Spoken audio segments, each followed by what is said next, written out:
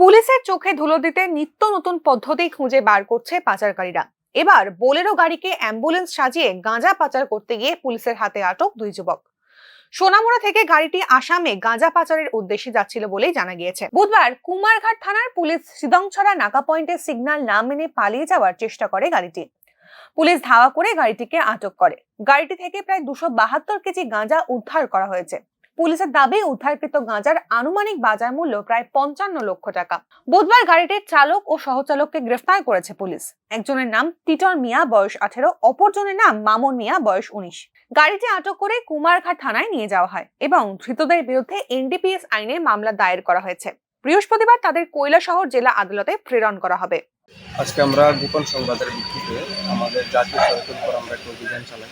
আমাদের কাছে খবর ছিল যে একটা গাড়িকে অ্যাম্বুলেন্স বানিয়ে, অ্যাকচুয়ালি এটা অ্যাম্বুলেন্স না, এটা নর্মাল প্যাসেঞ্জার গাড়ি, এটাকে অ্যাম্বুলেন্স বানিয়ে ওর মধ্যে গাঁজা পাচার করে আসাম নিয়ে যাওয়া হচ্ছে। আমরা সেই খবর পেয়ে আমরা রাস্তা থেকে বসে থাকি।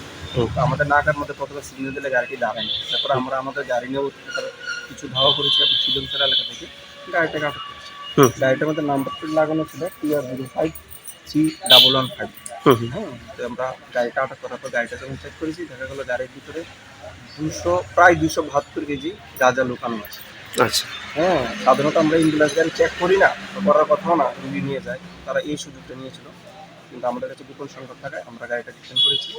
আমরা সেই 272 কেজি গাঁজা সিজ করেছি। গাড়ির মধ্যে দুজন লোক ছিল, টিটন মিয়া এবং মামুন মিয়া, উভয়ের বাড়ি শুনে আমরা তাদেরকে আমরা অ্যারেস্ট করেছি এবং আমরা এনডিপিএসের ধারায় একটা মামলা নিয়ে তাদের। নির্বাচনের প্রাক্কালে শহর জুড়ে কড়া নিরাপত্তা ব্যবস্থার উপর গুরুত্ব আরোপ করা হয়েছে। তারই মাঝে নেশা কারবার অব্যাহত রাখতে পাচারকারীদের নিত্য নতুন পদ্ধতি চিন্তায় ফেলছে প্রশাসনকে। Bureau report, news now, Agartala.